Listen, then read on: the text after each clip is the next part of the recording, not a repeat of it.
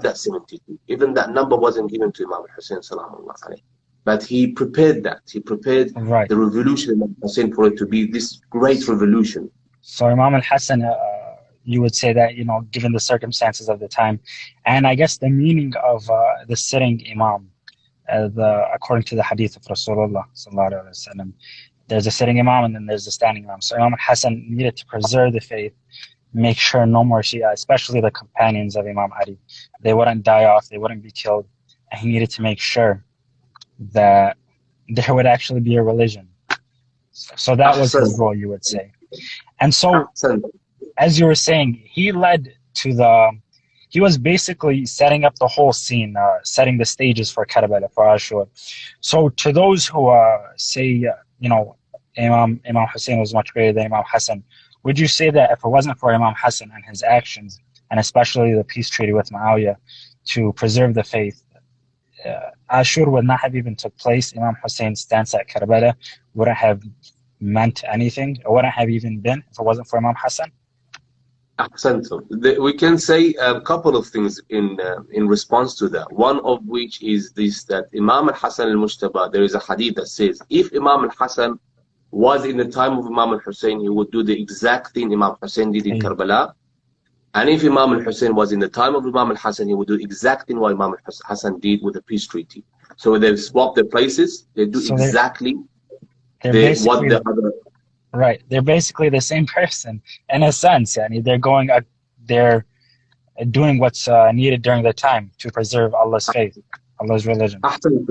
Another response to that is that Imam knows what is best for the Ummah. Imam knows this is the best thing for the Ummah, that we go through a peace treaty. Imam knows that we must get everything under control, save the Shia, and prepare everything there. This is one.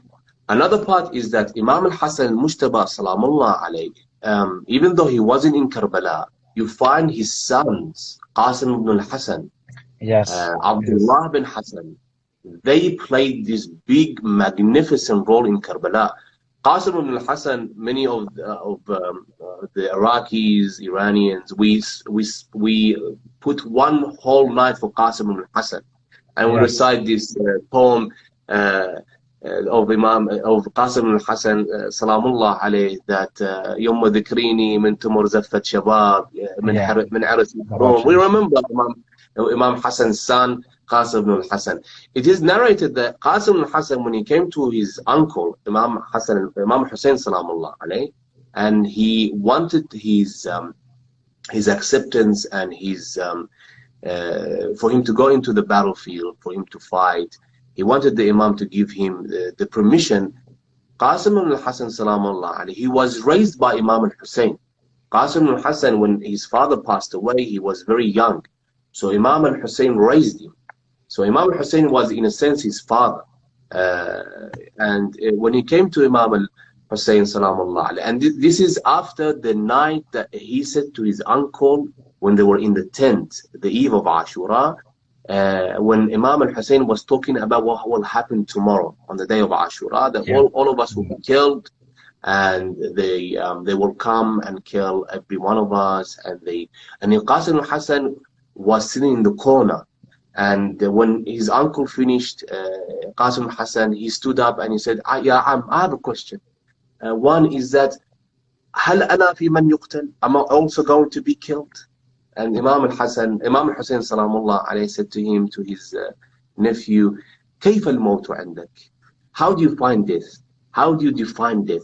Here you see how brave this son of Imam Hassan is. It says, how do you find this? How do you define it? Because if you see everyone at his age today, if you ask them, a teenager, how do you find it? They are scared of it. Of course, they're terrified. Yet this young lad, he says to his uncle, الموت في نصرتك أحلى من العسل. For you, it's sweeter than honey. And this shows how brave this son of Imam Hassan was. Yes, he says, for you, oh uncle, أحلى من العسل. It's sweeter than honey, because I know. And then he says here that, are they going to reach the tents? I know they're going to kill us. We're all going to be killed. These soldiers, all of them going to be killed. But are they going to reach the tent? Imam Hussein said yes. Yes, they're going to reach the tent. And they're going to kill Abdullah al-Radiyah. So it's a musibah itself. That what this conversation was between the two. And on the day of Ashura, when he came to his uncle, he was taking the steps toward his uncle. Imam al-Hussein, as soon as he saw him coming, he started crying because he knows what he wants. He's not there to ask from him, you know, get me some water or anything like that. He's there to fight. And when he came to his uncle asking for permission, and Imam al-Hussein saw him, he hugged him and he said to him, how could I let you go and fight when you are, you know, the reminder of to me from my brother Hasan. I cannot let you go. And Imam al-Hussein, salamullah alayh, he refused. He said, no, I don't give you permission. He came back, he went to the tent crying. And wakana, and he was wiping the tears with his comb, with his sleeve. He was wiping the tears because it was very hard for him that how could my uncle doesn't let me to go and fight. When his mother saw him, she said to him, what's going on? Why are you crying? He said, because my uncle, he refused. He said, no. She said to him, come with me. She took him to this box. She opened the box and she handed to him a piece of paper, a letter, and it was sealed.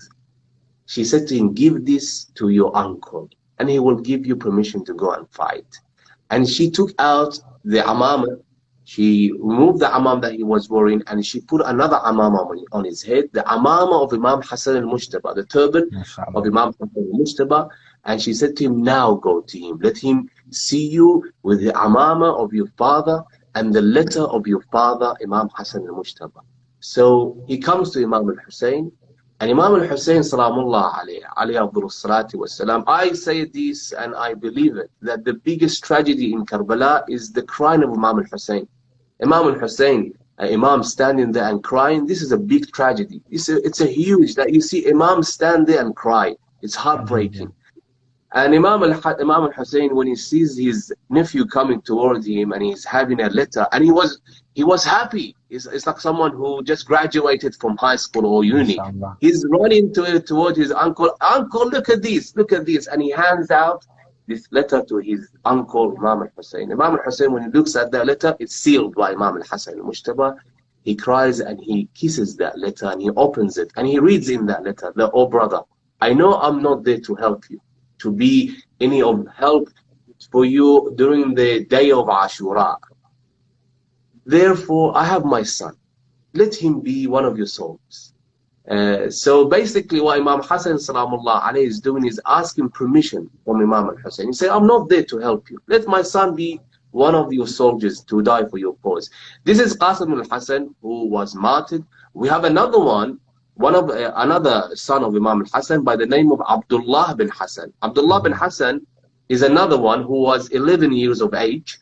When Imam al-Hussein salamullah alayhi, when he fell on the ground of Karbala, on his last moment before the whole killing started, the last moments of Imam al-Hussein, Abdullah bin Hasan, he ran out of the tent, and Sayyidah Zainab salamullah alayha, she tried to grab him, but she couldn't.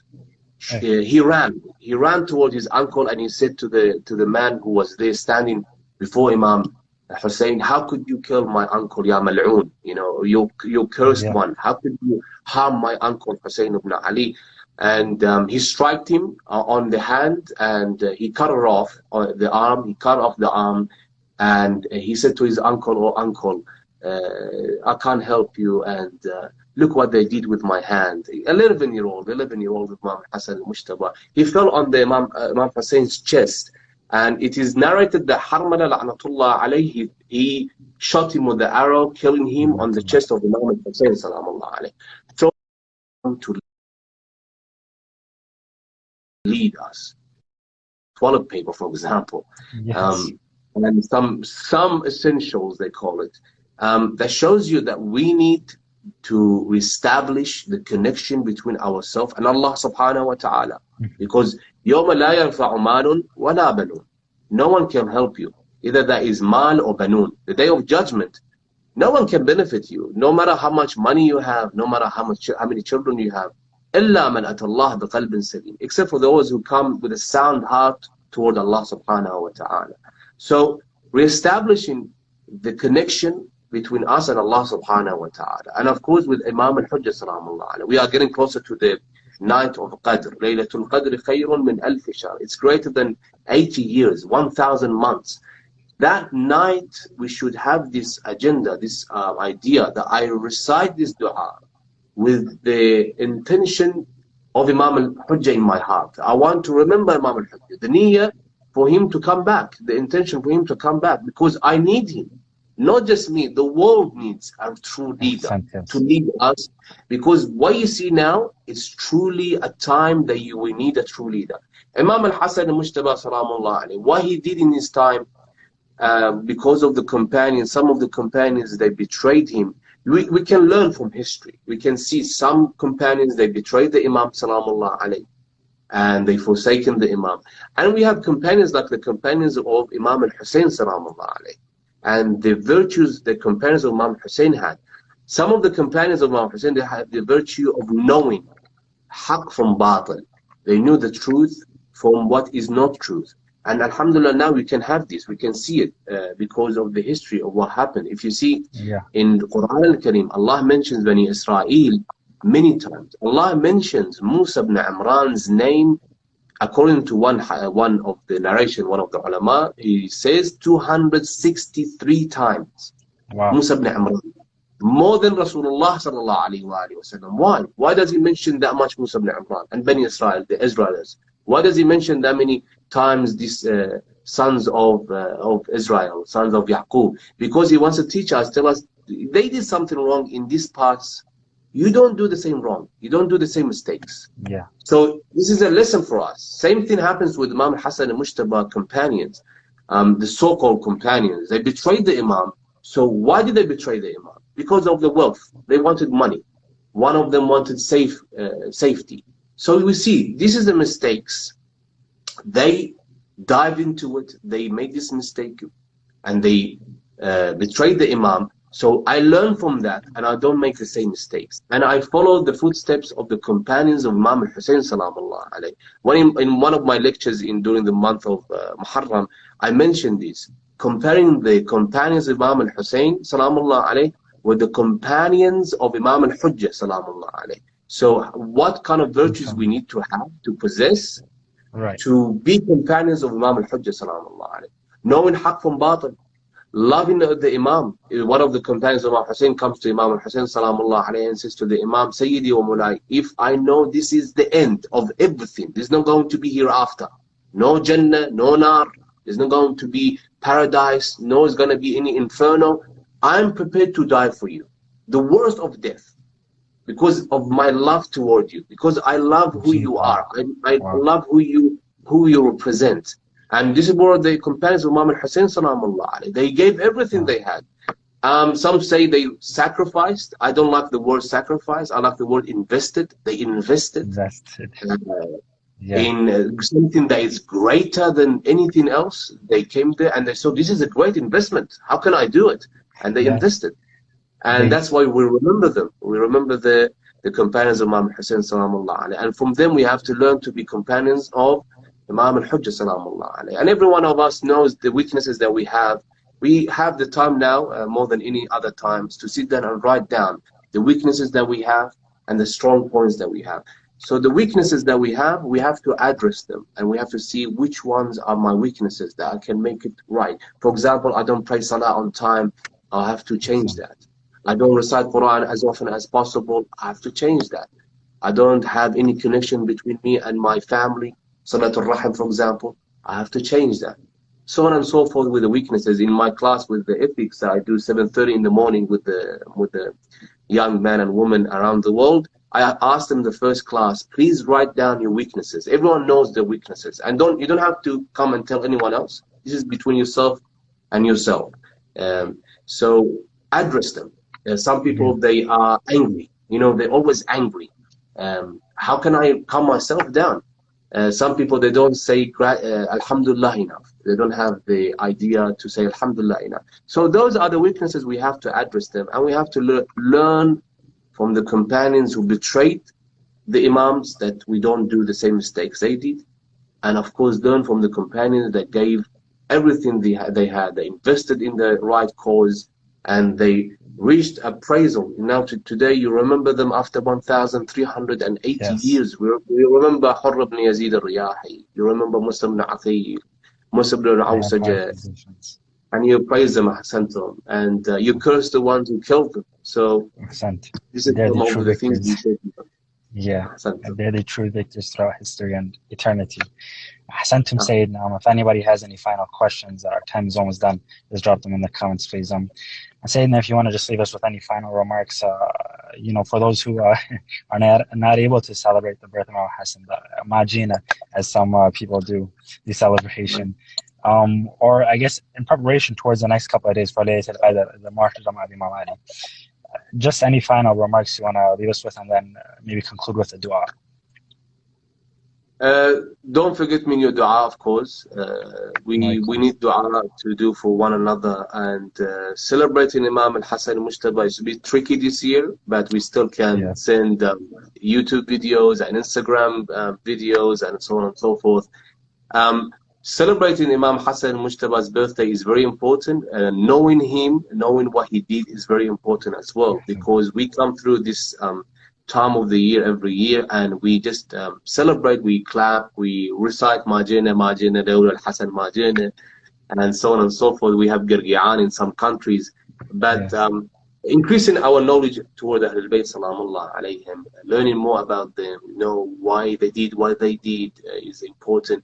Knowing their true leadership, how they ruled their lives, and what is expected from us. And going to the night of Qadr, preparing ourselves for the night of Qadr.